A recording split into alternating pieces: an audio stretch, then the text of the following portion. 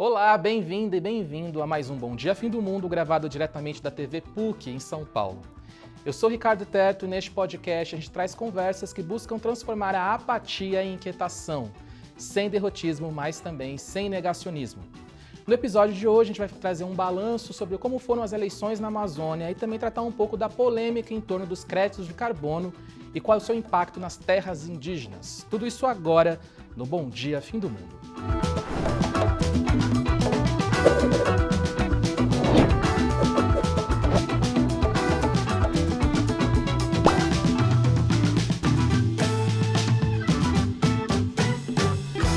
Bom, como sempre, né? Deixa eu começar cumprimentando minhas colegas de bancada. Primeiro, Giovana Girardi. Bom dia, Giovana. Bom dia, Terto. Bom dia, pessoal. Tudo bem? E também Marina Amaral. Bom dia, Marina. Bom dia, Terto. Bom dia, gente. Espero que esteja todo mundo com luz. Feitas as devidas apresentações e cumprimentos, enquanto a batata do fim do mundo segue assando por mais uma semana, aproveita que você está por aí nos assistindo e nos escutando e siga e assine esse podcast onde estiver. Seja o nosso profeta do apocalipse, traga mais olhos e ouvidos para essas conversas e tem funcionado. Essa semana a gente chegou no top 6 na categoria Top News do Spotify, então mais gente aí caminhando conosco em direção ao fim do mundo.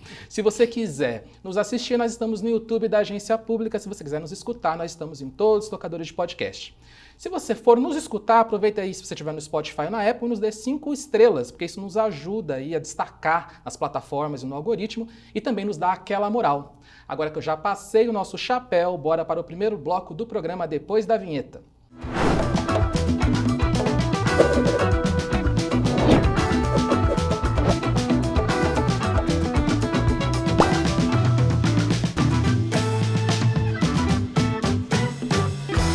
Bom, gente, muito se falou aí nessas eleições da disputa em São Paulo, né? Que teve cadeirada, porrada e muitas outras coisas. Mas aqui no Bom Dia Fim do Mundo a gente quer chamar a atenção para o saldo das eleições na Amazônia. Marina, nós temos boas notícias, más notícias ou péssimas notícias? Olha, Terto, lendo as eleições na Amazônia com a lente do clima, como a gente fez durante a cobertura eleitoral em diversas regiões do país, a gente vê que foi tudo mais ou menos como o esperado e isso não é uma boa notícia. Sim. Então, assim, as 4 capitais que já elegeram seus prefeitos, São Luís, Macapá, Rio Branco e Boa Vista, reelegeram esses mandatários que não têm compromisso com a emergência climática, que não realizaram grandes coisas em relação a isso e também não prometeram muita coisa nos seus programas. Quer dizer que a gente não pode esperar muito. Uhum. A situação mais grave, na minha opinião, é em Rio Branco, a capital do Acre, porque em setembro esteve entre as cidades mais poluídas do mundo, né, com pior qualidade do ar. E o prefeito reeleito, o Tião Bocalon, ele é um aliado do Bolsonaro e também do governador Gledson Camelli, né? E como eles, é um forte defensor do agronegócio e da mineração no estado. Um dos seus grandes amigos, que é o Antônio Pinheiro Pedro, foi demitido da Secretaria de Mudanças Climáticas de São Paulo depois de uma série de falas negacionistas. E outro grande apoiador dele, que é o senador Márcio Bittar, ele já fez declarações negando a emergência climática, como apurou a nossa redação, né? Então, independente do resultado, o que na maioria das capitais que ficaram para o segundo turno, nessas 5 capitais que têm segundo turno ainda, as perspectivas também não são muito boas. Em Manaus, por exemplo, o atual prefeito, Davi Almeida do Avante, que tenta a reeleição, ele investiu 0,25% do orçamento em meio ambiente. Nossa. E olha que Manaus vive uma situação muito grave, né? Tanto em termos de qualidade de ar como em crise hídrica. O adversário, o capitão Alberto Júnior, do PL, é bolsonarista de carteirinha. Então, como deputado federal, esse capitão Alberto, ele votou contra as pautas que favorecem o meio ambiente em 15 das 20 votações, que foi de acordo com um levantamento feito pelo site De Olho nos Ruralistas. Aliás, Giovana, nenhum desses prefeitos reeleitos no primeiro turno, né? E só 3 dos candidatos que ainda estão no segundo turno responderam o nosso climômetro. Então, eu queria que você explicasse um pouco o que é o climômetro e o que ele indica. Isso, Marina. O Climômetro foi uma pesquisa que a gente fez lá na redação, que a gente queria saber dos candidatos às prefeituras das capitais do Brasil, quanto que eles se relacionavam com a questão climática, quanto eles se preocupam com ela. A gente mandou um questionário com 5 perguntas para os concorrentes mais bem colocados nas pesquisas. Então, no total, a gente mandou para 127 candidatos, recebemos resposta de 54. Por incrível que pareça, desses 54 que responderam, a maioria até falou que vai priorizar a agenda climática, só que depois a gente foi conferir com os planos de governo deles e as respostas também não eram muito condizentes. Aliás, os planos não eram muito condizentes com essa resposta. Agora, de fato, como você mencionou, nos chamou muito a atenção a região norte, que vem passando por essa seca terrível, como você mencionou, e foi a pior participação por região na nossa pesquisa. Inclusive em 4 capitais, desculpa, só terminando, justamente Rio Branco, Porto Velho, Boa Vista e Palmas, ninguém nem se dignou a responder pra gente. Nossa, é uma boa dica, né, de quanto eles se preocupam com o tema. Exato. E no segundo turno, olha, só responderam o Lúdio Cabral, do PT em Cuiabá, que também foi o único candidato durante a campanha a falar em emergência climática. E ele disputa com o deputado federal Abílio Brunini, do PL de Bolsonaro. E os 2 candidatos à Prefeitura de Belém também responderam à pesquisa. Então, foram só esses. O Lúdio tirou 4,8 no nosso climômetro, porque ele concordou totalmente que as mudanças climáticas existem e que elas são causadas pela ação humana, mas ele concordou parcialmente que a população da cidade esteja preocupada com isso.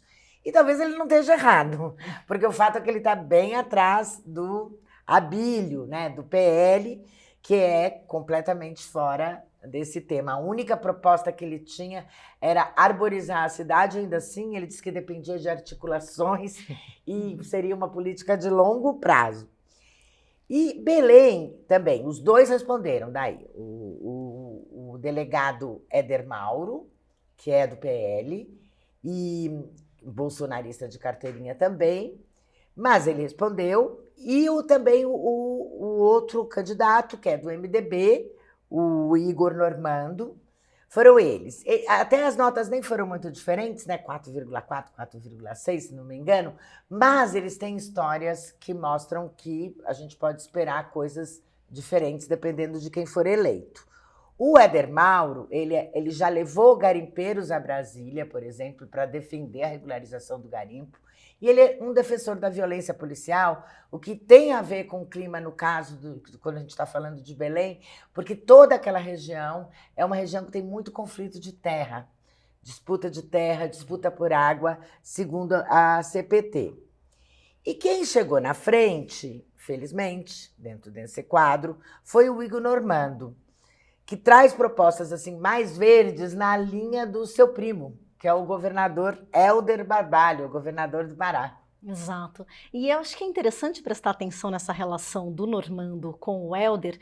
A expectativa é que, de fato, o Normando acabe levando agora no segundo turno, o que deve consolidar ainda mais o poder do Helder no estado como um todo.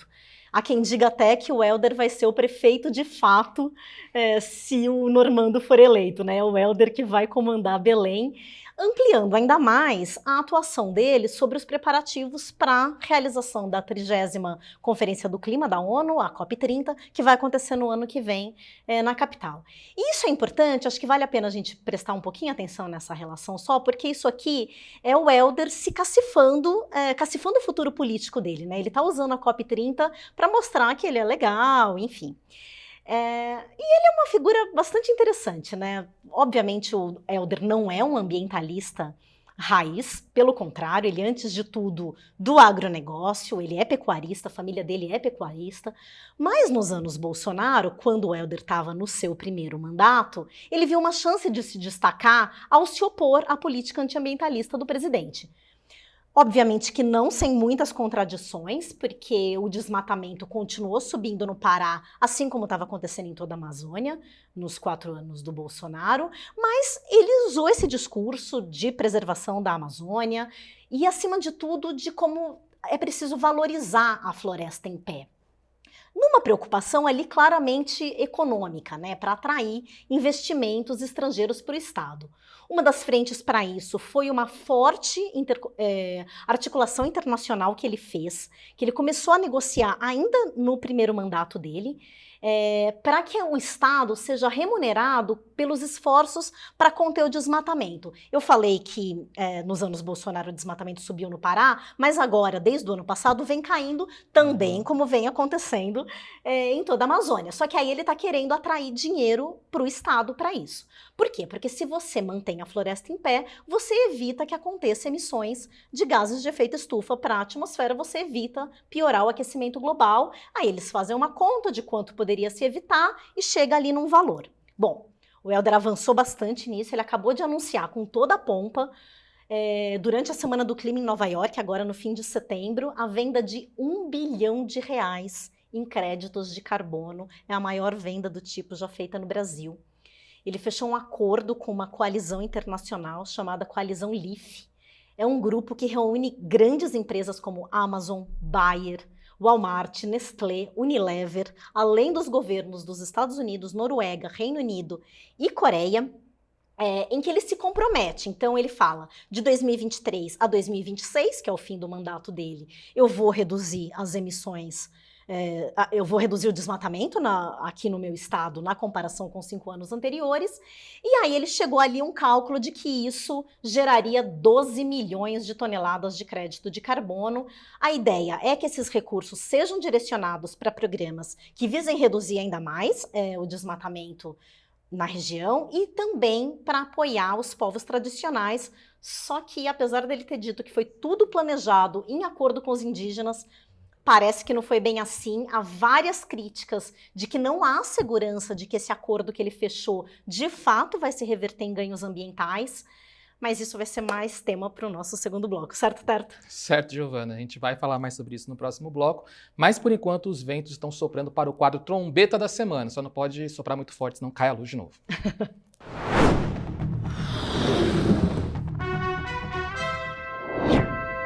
Essa semana, São Paulo consolidou uma nova tradição na cidade: o apagão depois da chuva. O evento, prestes a se tornar tradicional, é marcado pela aparição súbita do prefeito com um coletinho da Defesa Civil e uma peregrinação de cidadãos à procura da tomada perfeita, ou de qualquer uma que funcione. Tal qual uma tribo nômade de refugiados energéticos, o paulistano passou a criar pequenos acampamentos em shoppings e metrôs para carregar seus celulares, em seguida tentarem contatar a Anatel e serem prontamente ignorados. Para ser justo, em alguns casos foi o evento social mais importante que a prefeitura promoveu nos últimos anos. Ainda tem aqueles que conseguiram utilizar a bateria dos carros como fonte provisória de energia para ligar pelo menos o Wi-Fi, o que pode parecer precário, mas ainda é muito mais recurso do que parece ter alguns técnicos da Enel, que, segundo alguns relatos, não tinham sequer uma lanterna para fazer os serviços. Bom, tudo indica que a situação vai piorar conforme mostramos aqui nesse podcast. Por isso, fica o aviso aos prefeitos. Vai faltar coletinho laranja. Mas não faltará a trombeta da semana, um sinal do fim dos tempos e um sinal de que o bom dia fim do mundo só está na metade.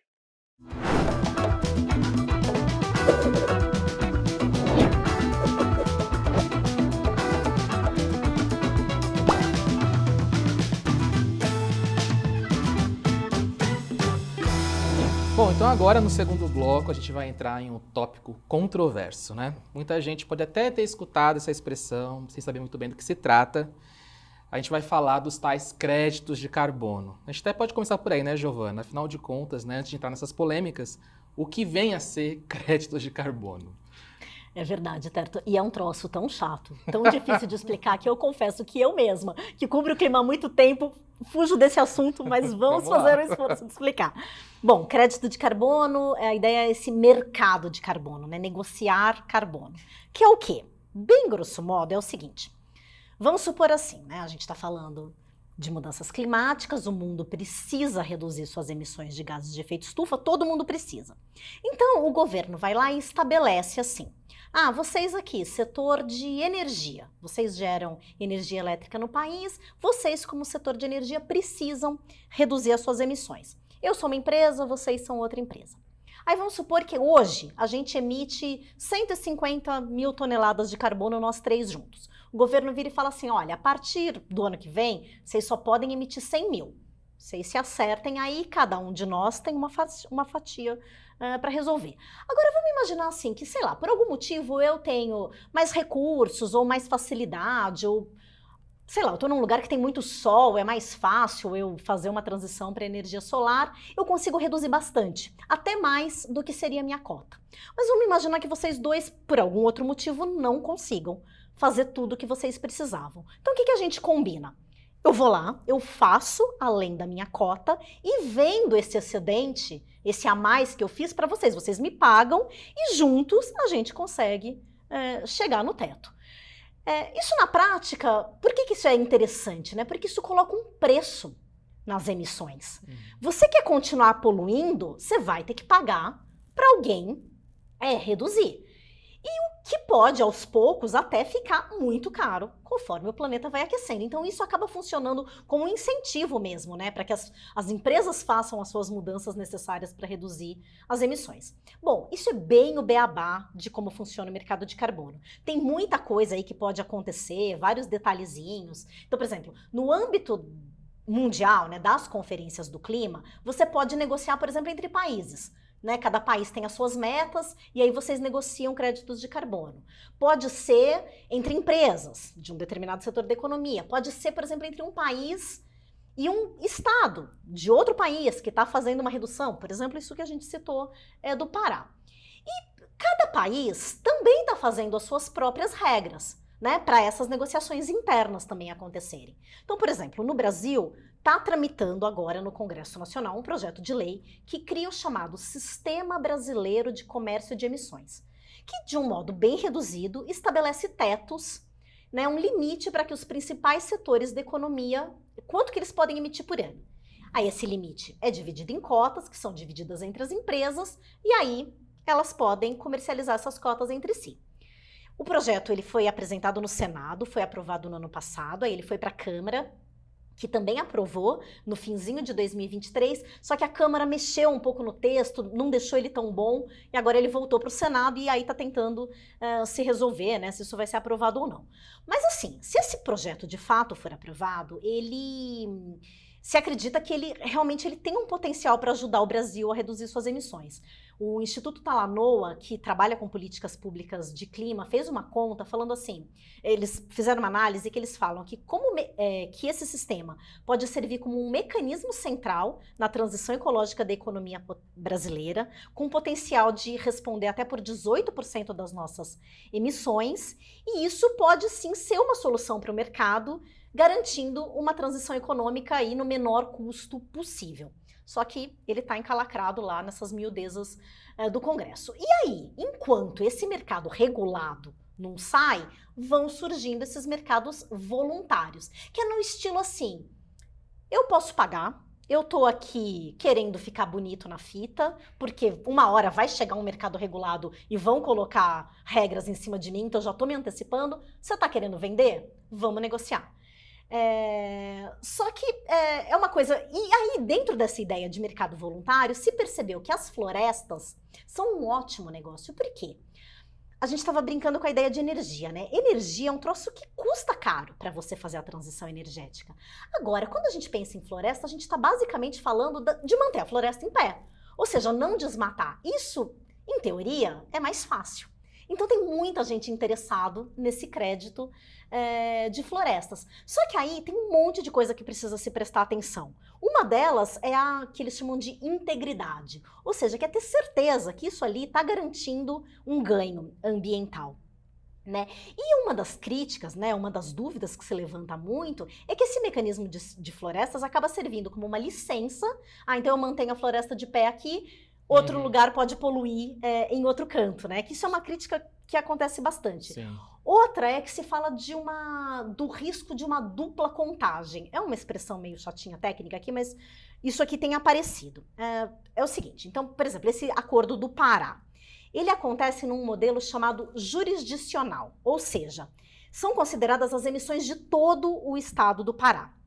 Só que, por exemplo, lá tem algumas fazendas que já estavam fazendo negociações próprias de também vender seus créditos de carbono. Então, como que fica isso? O Estado vai descontar o que a fazenda já está vendendo? Isso não corre o risco de ser contado duplamente, né? Como que vai ficar isso? E, por fim, tem a questão das comunidades. Nos últimos anos, têm sido feitas várias matérias, algumas inclusive na pública, de coisas que estão dando muito errado. E o Pará, né, nesse projeto que a gente está falando, já está sendo acusado de não ter começado muito bem nesse quesito.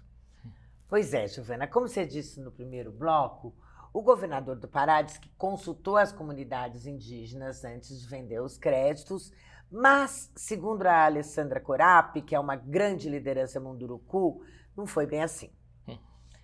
Tanto é que ela articulou uma resposta pública a essa declaração do Hélder Barbalho, que foi uma carta assinada por 38 organizações indígenas e comunitárias, divulgada na semana passada, denunciando a falta de consulta prévia às comunidades que estão tendo seus créditos negociados pelo governador.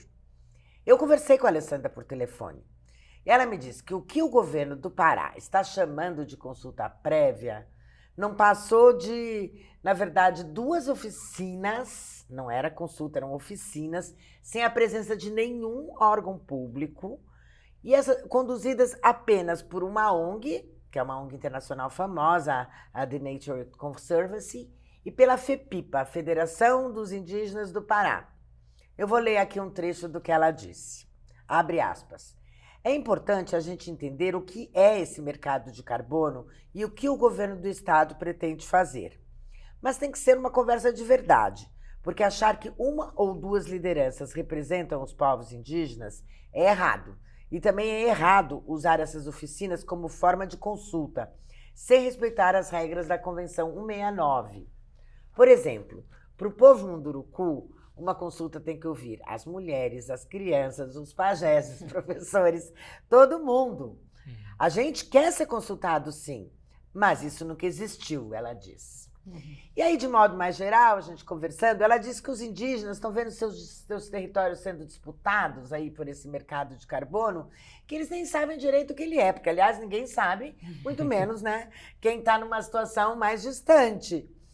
E ela, pessoalmente, ela acha uma ideia muito estranha, que soa mal, essa ideia de que você pode compensar o que você destruiu em outro lugar, preservando as terras indígenas, que, aliás, os indígenas já querem preservar, independente de créditos ou não. Sim.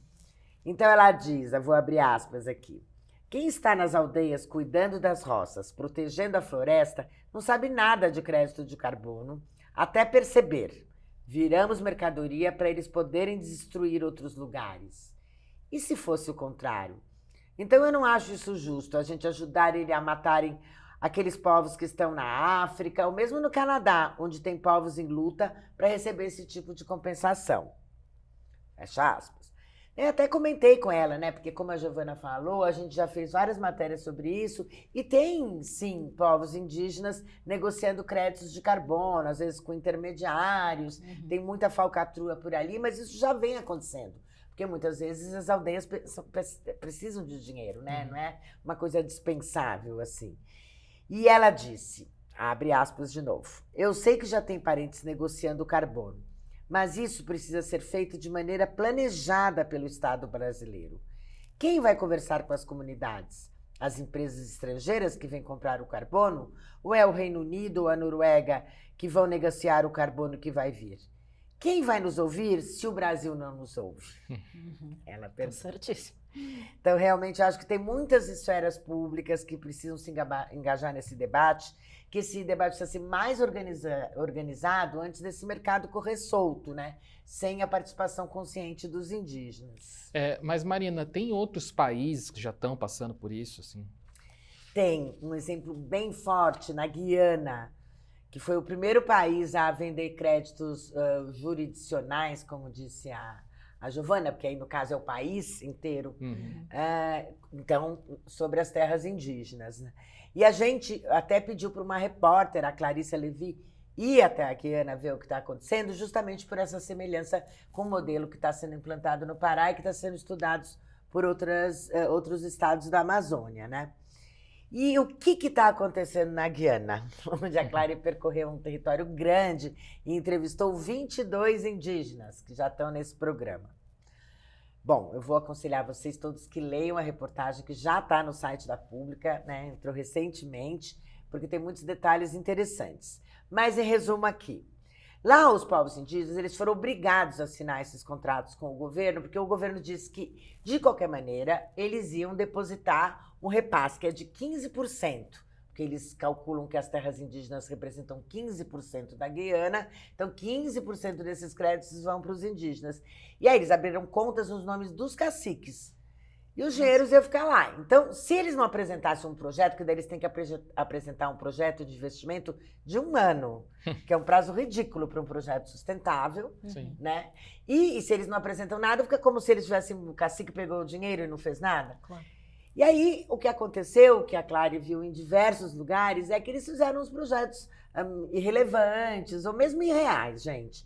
Coisa mais triste, a história que eu achei mais triste, é de uma aldeia que construiu um shopping com o dinheiro que recebeu. Nossa. O Andes Mall. Que é o quê? O que eles pensaram? Eles pensaram que era uma coisa interessante para dar emprego, porque qual é o problema deles? É emprego para a juventude, é diversão, é manter a juventude na aldeia. Então eles acharam que fazendo um shopping, isso daria certo. Só que ninguém vai viajar lá para aquele interiorzão onde eles estão. E o que eles têm para vender ali? São 12 lojas. Todo mundo produz as mesmas coisas, né? Artesanato, algumas coisas de comer. Então, ficou aquela coisa meio estagnada e é triste que a gente percebe na entrevista que eles ficam até meio envergonhados de falar nisso. Mas, no fim, o que aconteceu? Aconteceu que eles perderam a autonomia do território deles e foram forçados a fazer projetos sem nenhum tipo de orientação, num tempo que não é o tempo adequado nem para projetos sustentáveis, nem para as culturas indígenas, que são culturas que lidam com o tempo de uma maneira totalmente diferente, né? Então é isso, e é uma reclamação, essa da perda de autonomia, bem semelhante àquela que a gente percebe na Carta das Organizações Indígenas contra o projeto do Barbalho, que a gente viu. Exatamente, acho que o caso da Guiana é um excelente exemplo do que pode acontecer aqui, né? Mas acho que para concluir aqui fica essa reflexão de para que serve, né, o mercado de carbono. A ideia, claro, principal dele é muito nobre, que é ajudar a conter as emissões. Acima de tudo, é colocar um preço na poluição para que ela seja reduzida. No caso das florestas, ajudando a preservar as florestas, ajudando os povos que vivem nelas. Mas assim, primeiro, não é uma panaceia. Não dá para achar que o mercado de carbono vai resolver a emergência climática. Isso tem de ser feito de um modo muito cuidadoso, né?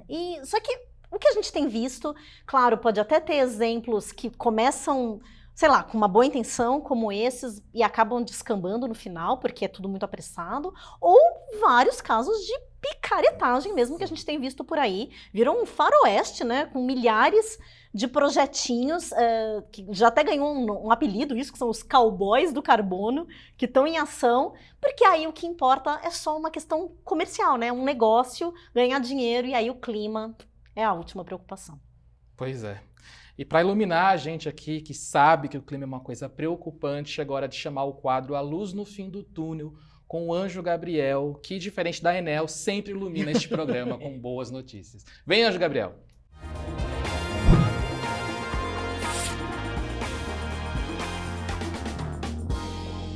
Você sabe dizer quantos anúncios de carros você viu na última semana?